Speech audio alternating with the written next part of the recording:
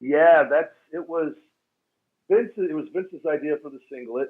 I was back doing live events. The ankle injury was horrific. I've talked about that time and time again on the podcast, and to try to get people to understand, it's still something I deal with to this day. I actually just had the last piece of metal with a plate, and they got five screws out. They had to leave one screw inside my foot. They couldn't get it out from this doctor that originally botched the first surgery that caused all the nerve damage. But it was not the easiest thing to overcome, and I'm grateful that I was able, to do it. Um, but I come back. I'm doing live events as Skip Sheffield actually at the time. Still, eventually, I we switched to Ryback, and um, it was Vince. The story on that, and I've talked about it, is Vince thought I was fat when I came back, and how I thought I was fat to this day I still don't know. But I was in trunks, and again, I think part of this is all just a fucking game, and that's the way that it is. And they wanted me in a black singlet, and it looked horrible. I looked like a smaller version of Big Show, which just having the bald head. It just didn't. It was just a plain black singlet, and I've never. I just remember that they had the seamstresses make it, and I had to put it on, and I had to walk into the Vince's office with Vince and Triple H, and he couldn't have been more thrilled over the black singlet, and I just thought it was the absolute shits. But again, even if I get something and I don't like it at first, I will sit and think on it. And in my mind, the only way to make a singlet look cool to me was to airbrush it. And I always loved RVD's singlets and his and the because when everybody can just get stuff kind of sewn on, that didn't seem good enough to me. With my mind, the way my mind works, and I like colors, and I was like, oh, I now have this platform to create whatever I want to create with these airbrush ideas, and it was just something. It kind of all worked out. I got the first one done, and I didn't want to do RVD. Always kind of had the yin and the yang and the peace sign, the whole dragon. That was his deal. I wanted more machine type stuff at first, so that's what we did, and it nobody was doing it at that point in time, and I remember I got a hold of RVD and actually just the his old airbrush guy initially, and through him was able to kind of, are you all right if I, go this route?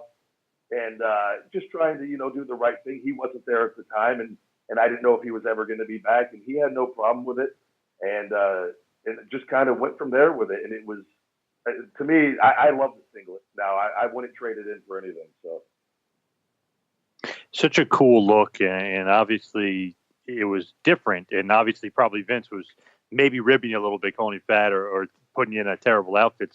So 30 pounds overweight, just so you know, 30 pounds overweight was the quote.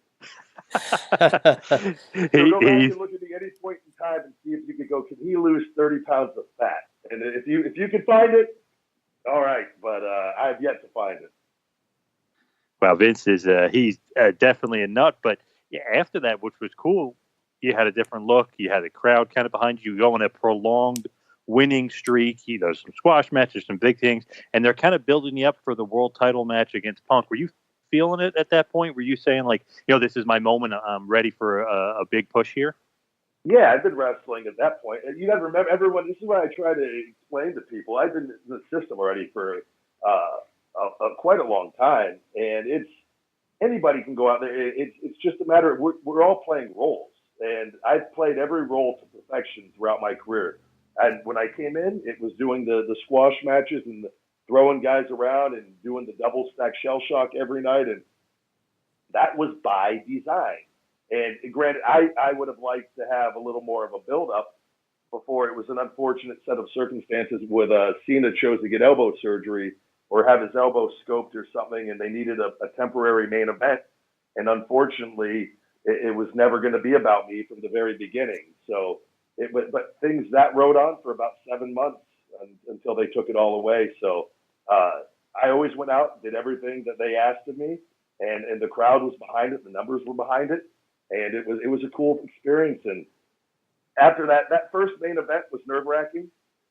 That being thrown into that position, because you got to remember it wasn't nerve wracking for anything other than I was working shorter matches as a monster, and then I had to go in there and Vince only wanted 10 to 12-minute main event matches with me in it. He did not want me going longer than that.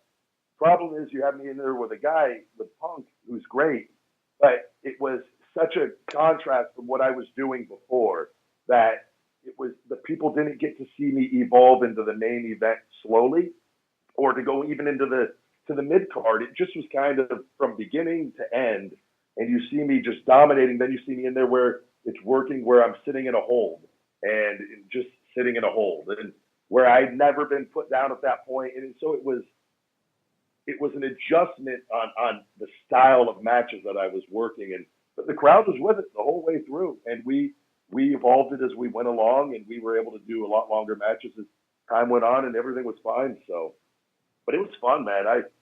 That whole period was really cool. I wish it would have ended in a little different situation a couple of those times, because I think it warranted it. But again, at the end of the day, it's not my company, not my call. So